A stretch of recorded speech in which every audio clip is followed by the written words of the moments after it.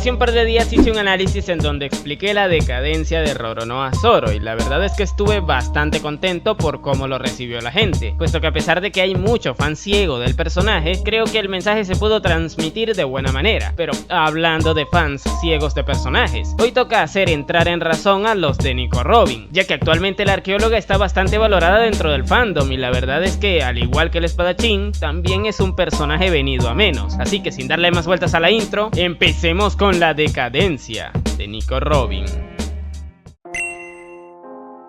Para entender la situación actual del personaje es sumamente necesario regresar a sus inicios, es decir, a su trasfondo, puesto que a través del mismo podemos ver un poquito de esa desmejoría de la arqueóloga. Su pasado al principio se nos planteó como una tragedia total, y ojo, énfasis en tragedia total, puesto que el lugar en donde vivió fue destruido totalmente. La biblioteca que contenía toda la información que a esta le apasionaba se perdió totalmente, y producto a la palabra que empieza por geno y termina por sidio que hubo en el lugar, esta quedó totalmente sola en el mundo, razón por la cual dicho flashback era uno de los más tristes dentro de la historia, puesto que involucraba factores como la irresponsabilidad de una mala madre, la censura extrema por parte de un gobierno autoritario e incluso la pérdida total de una de las fuentes de conocimiento más grandes de este mundo. Pero esto era así, y dejó de serlo cuando hace no mucho se nos reveló que realmente los libros nunca se perdieron, puesto que están en Elbaf, y que Saúl, uno de los pocos personajes que trataron bien a Robin en ese pasado, sobrevivió a la Booster Call. De hecho, fue él mismo quien se encargó de recoger los libros. Por ende, la tragedia total de Ohara ya no es total, solo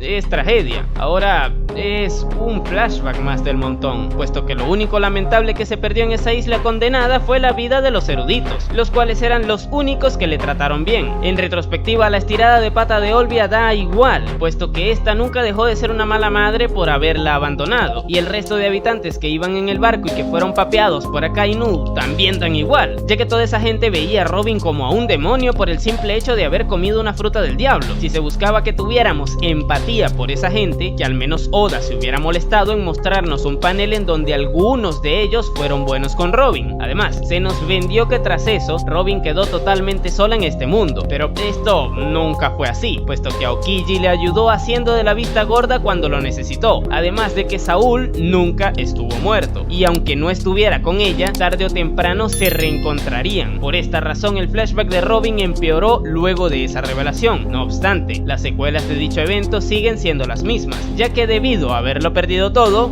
bueno, parcialmente, esa noche Robin se desarrolló de tal forma en que no pudo confiar en absolutamente nadie, ya que todas las personas que se enteraban de que estaba siendo buscada por el gobierno le traicionaban. Esto hizo que la arqueóloga no saliera de un círculo de traiciones, o al menos no hasta que conociera a Luffy. Pero para hablar de eso, mejor pasemos a la etapa previa al salto temporal. Durante la construcción de la problemática del arco de Arabasta, Nico Robin se mostró dispuesta a colaborar con Luffy para así poder traicionar a Crocodile si se le daba la oportunidad. Es por esta razón que en Little Garden le ofrece el log post de Arabasta a los Mugiwara, y de la misma forma justifica que haya sacado a Luffy de las arenas movedizas luego de que perdiera por primera vez contra el Señor del Garfio. Sin embargo, esta no se esperaba que, luego de que el Sombrero de Paja derrotara a Crocodile, también le salvara la vida sacándola de la tumba en la que se encontraba.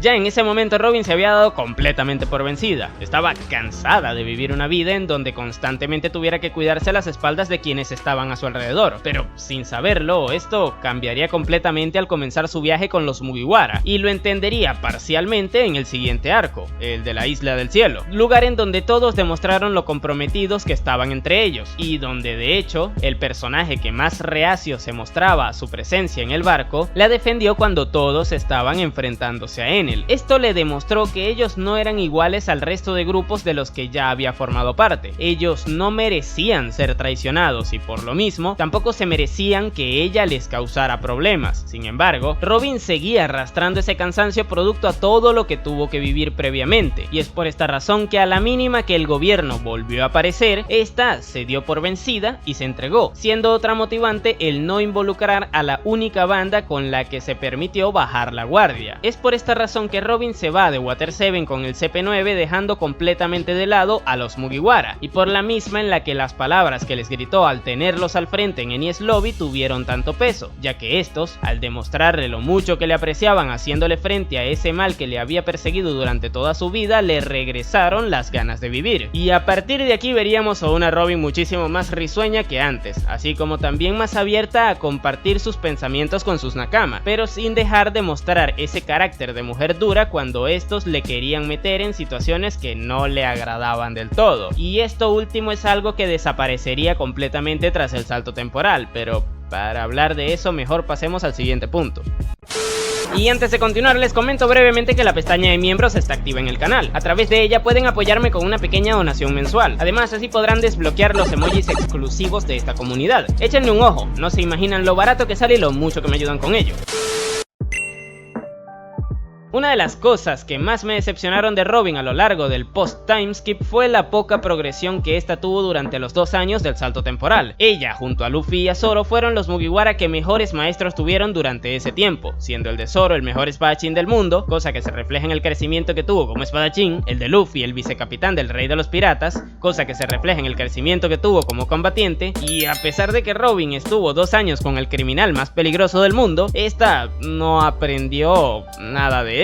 Y cuando digo nada, es absolutamente nada. Dragon es de los pocos que sabía que los libros de Ohara fueron recuperados por un gigante, y la arqueóloga no lo supo hasta que llegó a Egghead y Shaka se lo comentó, a pesar de que Dragon era consciente de que ella sobrevivió a ese incidente. De la misma forma tampoco ha demostrado haber aprendido nada que le sirva para su rol dentro de la tripulación. Y sé que aquí vendrán muchos a decirme que aprendió el karate Gyojin, pero es que es lo mínimo que debía hacer y no tiene nada de especial que lo haya hecho, porque sin excepciones todos los Mugiwara mejoraron en el ámbito del combate al igual que ella, y además aprendieron cosas nuevas de sus respectivos roles. La única que no hizo esto fue Robin, pero hablando de roles, el rol de arqueóloga que tiene dentro de la banda de momento está siendo el más inútil hasta ahora. Y sí, sé que aquí vendrán a decirme que al final llegarán a Locktel gracias a ella. Sí, eso lo sé, pero eso no quita que durante todo este camino esta no nos ha revelado cosas realmente importantes del siglo vacío, a pesar de que ella se encarga de investigarlo y que además cada vez se encuentran más poneglyphs en donde se comenta lo ocurrido en ese periodo de tiempo. Y es que esto es algo que puede que muchas personas no sepan, pero todos los poneglyphs tienen información importante para la historia, no solo los rojos, puesto que algunos revelan la ubicación de otros poneglyphs o de armas ancestrales, o también narran lo ocurrido en el siglo vacío. De momento nos hemos encontrado con un montón de estas piedras. Por ejemplo, sin irnos muy atrás en la historia, en Whole Cake se copiaron 2 poneglyphs adicionales al rojo, y en Wano habían otros 2 más aparte del rojo que se encontraron escondidos. Robin en teoría debería haberlos traducido, pero no los ha interpretado, y como bien dije antes, todos son importantes. Como mínimo alguno de ellos debería revelar algo del siglo vacío, pero la arqueóloga por lo que sea no los interpreta. Y entiendo que esta historia se cuenta en ellos de forma encriptada, por lo que la misma no terminará de aclararse del todo hasta que se encuentren todos los poneglyphs, pero con todos los que se han encontrado a lo largo de la historia, al menos una hipótesis se podría armar con estos, y nada de eso. De hecho, nos hemos enterado de más cosas del siglo vacío gracias a villanos como Doflamingo o al propio Im, que por la personaje principal, arqueóloga, que en teoría los está estudiando, pero creo que con eso queda bien en claro lo deficiente que está haciendo Nico Robin en ese aspecto. Así que hablemos de sus participaciones generales luego del salto temporal, las cuales se resumen en haber leído el Road Poneglyph de Zou y pelearse con Black Maria, ni más ni menos. Y esto va de la mano con el hecho de que esa personaje que tenía un carácter fuerte en la primera parte de la historia desapareció. Ahora Robin solo se ríe cuando los Mugiwara hacen cosas graciosas, se molesta cuando maltratan a alguno de ellos, cosa que es congruente dada su evolución, y hace de la vista gorda cuando algunos se pasan de la raya, como sucedió con Sanji cuando la espió en los baños mixtos de Wano. Si esto lo hubiera hecho con la Robin del pre-timeskip, otro gallo cantaría, pero bueno, lo triste del personaje es que ha tenido momentos de sobra para poder brillar y ser más que esto, como por ejemplo en el arco de Dressrosa, donde la tripulación se dividió para que los que se quedaron ahí tuvieran más protagonismo, cosa que sí ocurrió, a excepción de Robin, ya que Zoro tuvo más protagonismo en sus peleas, Franky tuvo más protagonismo con lo del señor P, Link, Usopp tuvo más protagonismo con todo lo de God Usopp y Robin, bueno, tuvo salud. No obstante, en Wano al menos esta demostró un poco de su desarrollo al salvar a Sanji de Black Maria, cosa que he de decir que estuvo bastante bien, pero que no termina de cubrir todas las carencias que ha tenido el personaje a lo largo de todo el salto temporal. Es por esta razón que es un hecho que Robin ha sido un personaje venido a menos a lo largo del tiempo, ya que en la primera parte de la historia fue muchísimo más constante y su relevancia no dependía de lo que hará al final de la misma, como sí sucede hoy día, por lo que a mi parecer Nico Robin es un personaje mediocre, puesto que tenía un potencial tremendo, pero terminó siendo un personaje que ha aportado muy poco en esta segunda parte, donde lo más relevante que ha hecho fue tener una pelea contra alguien y un trasfondo ensuciado con una no muerte innecesaria. Pero en fin, si te gustó el video no te olvides de darle me gusta y suscribirte para que no te pierdas más como este. Por aquí te dejaré otro en donde analizo la decadencia de Zoro. ¿Qué le pasó al cazador de piratas? Descúbrelo ya, así que sin nada más que decir, tú puedes llamarme Napo y nos vemos en el siguiente video.